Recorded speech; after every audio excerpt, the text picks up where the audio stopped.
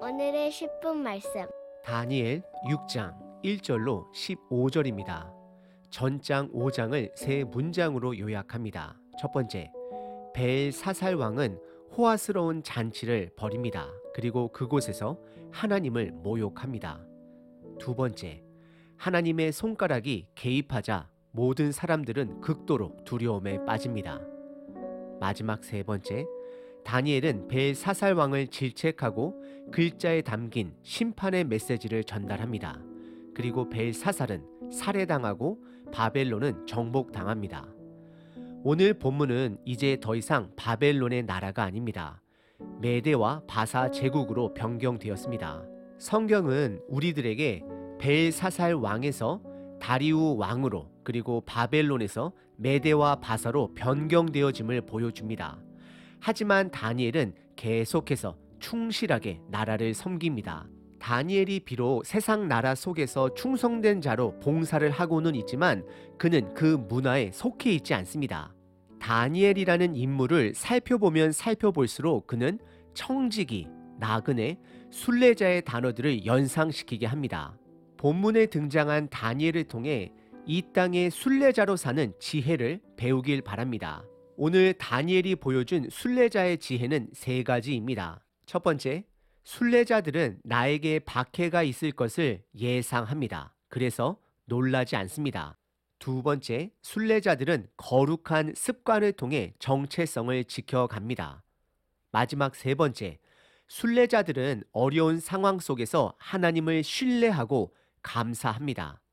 저와 여러분들은 순례자입니다. 오늘 본문은 크게 두 부분으로 나눌 수 있습니다. 첫 번째, 다니엘을 향한 음모입니다. 두 번째, 음모자들의 고발입니다. 첫 번째 부분은 1절서부터 10절까지 다니엘을 향한 음모입니다. 우선 1절에 다리오 왕이 등장합니다.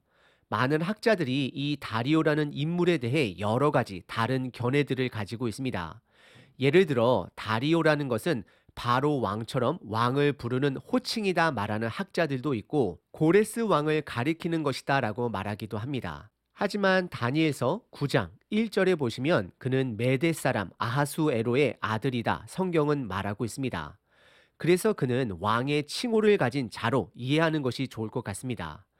다리오는 120명의 방백을 임명합니다. 그리고 그 위에 총리 3명을 둡니다.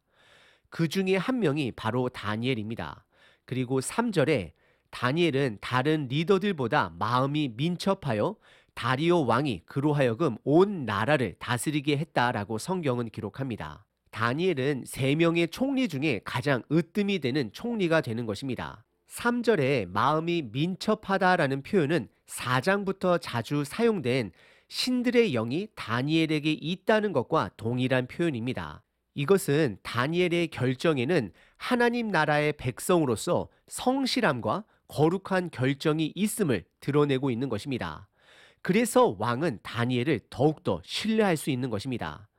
다니엘은 메대 바사에서 살고는 있지만 하나님의 백성으로 살아가고 있음을 성경은 보여줍니다. 그로 인해 4절에 사람들은 다니엘을 질투하기 시작합니다. 그래서 주변 사람들은 그를 제거하기 위해 그의 허물을 찾아보지만 그의 허물을 찾을 수 없다라고 성경은 드러냅니다. 하지만 5절에 그가 다른 것 한 가지는 여호와 하나님의 율법을 따르는 사람이기 때문에 하나님의 율법에서 근거를 찾지 못하면 그를 고발할 수 없다라고 성경은 기록합니다. 우리는 여기서 다니엘이 순례자의 삶을 살았음을 확실하게 알 수 있습니다. 그는 세상에 살지만 세상 속에 속해 있지 않은 나그네의 삶을 보여주고 있습니다. 그는 이방 땅에서 나라가 바뀌더라도 충성되이 이방 왕들을 섬겼습니다. 하지만 그에게는 여호와의 율법을 지키는 자로서 구별된 삶을 보여주고 있습니다. 저와 여러분들 또한 이 땅의 순례자라는 것을 기억하시길 바랍니다.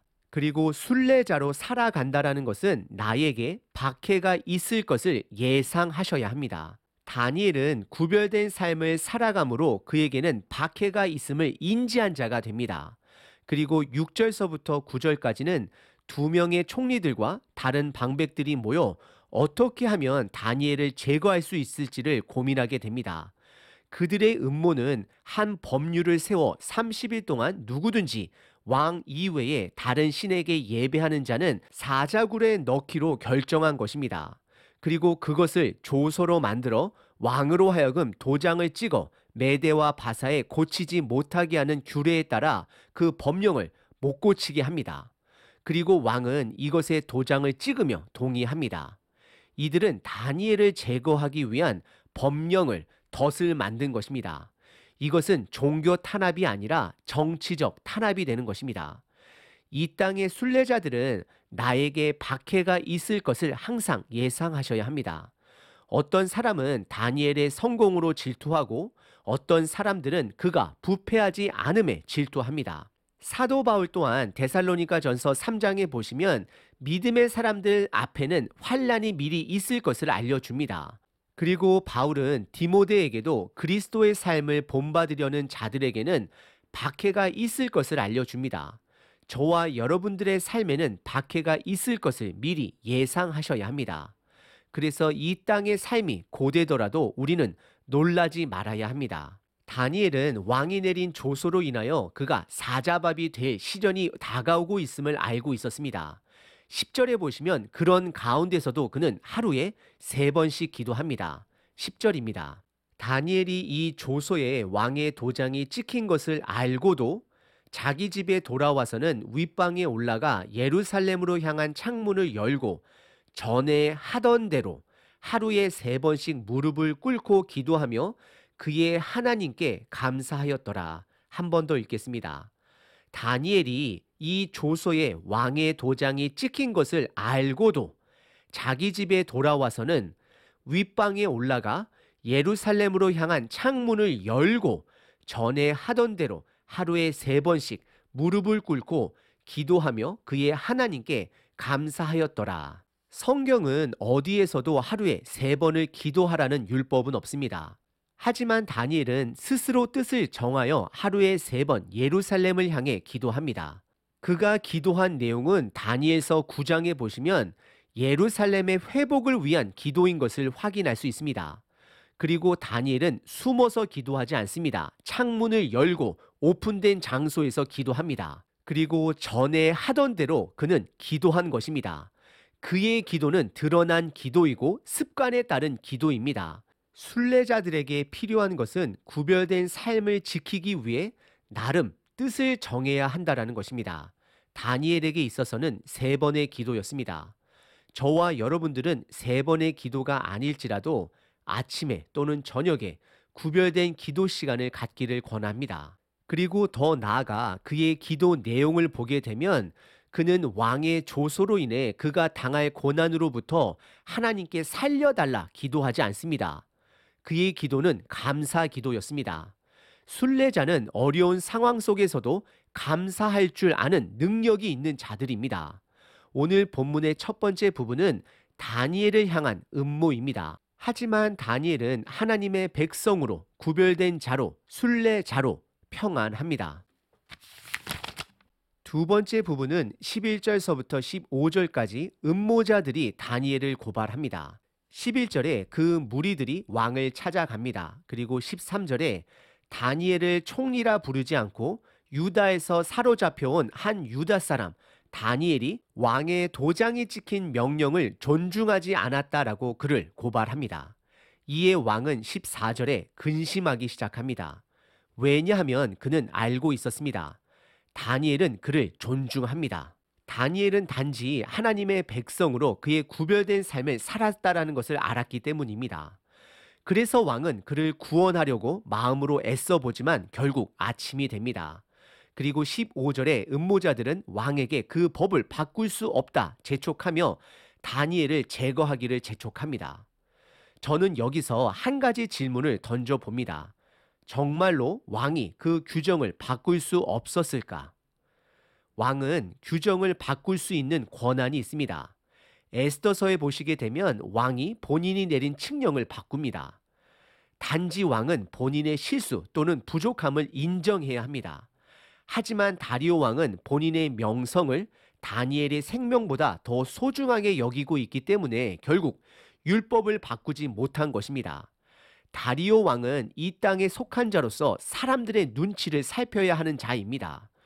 로마 법정에 끌려온 예수님에게 원치 않았지만 군중들이 두려워 눈치를 보므로 어쩔 수 없이 예수님에게 사형 선고를 내린 빌라도의 모습과 다리오의 모습이 겹쳐 보입니다.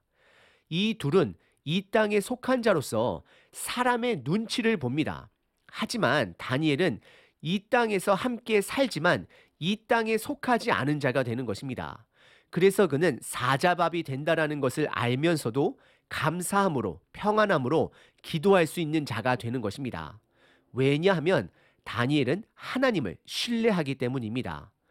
오늘 본문의 두 번째 부분은 음모자들이 다니엘을 고발합니다. 하지만 다니엘은 평안합니다. 오늘 본문은 다니엘의 정체성을 분명하게 보여줍니다. 그는 이 땅의 청지기이고 순례자입니다. 그리고 성실함으로 이 땅의 왕들에게 인정을 받은 자입니다. 하지만 왕들의 눈치를 보는 자가 아닙니다. 왜냐하면 그는 순례자이기 때문입니다. 순례자 다니엘을 통해 세 가지 교훈을 배웁니다. 첫 번째, 순례자들은 나에게 박해가 있을 것을 예상합니다. 우리는 여기서 조심해야 하는 한 가지가 있습니다. 나의 죄로 인한 고난은 죄의 결과이지 박해가 아닙니다. 내가 구별된 삶을 살기 때문에 박해가 있다면 그것은 기뻐해야 합니다.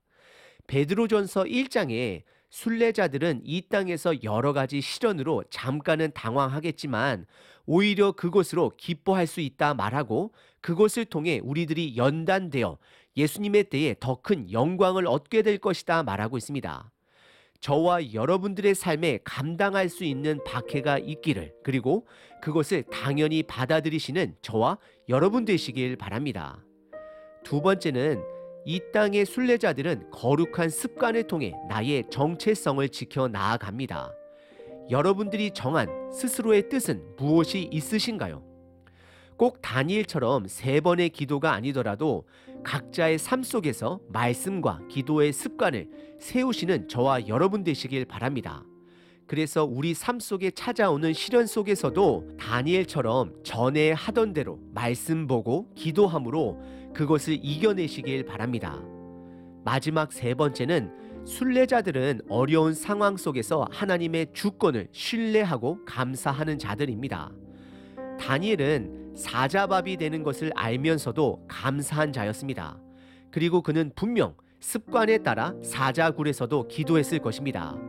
다니엘은 세상이 감당할 수 있는 자가 아닙니다. 왜냐하면 하나님 나라에 속한 순례자이기 때문입니다. 하나님, 나의 영원한 집은 하나님 나라가 됨을 고백합니다. 이 땅에서 순례자로 살아가며 찾아오는 시련들을 넉넉하게 이길 수 있는 믿음을 주시옵소서. 아멘.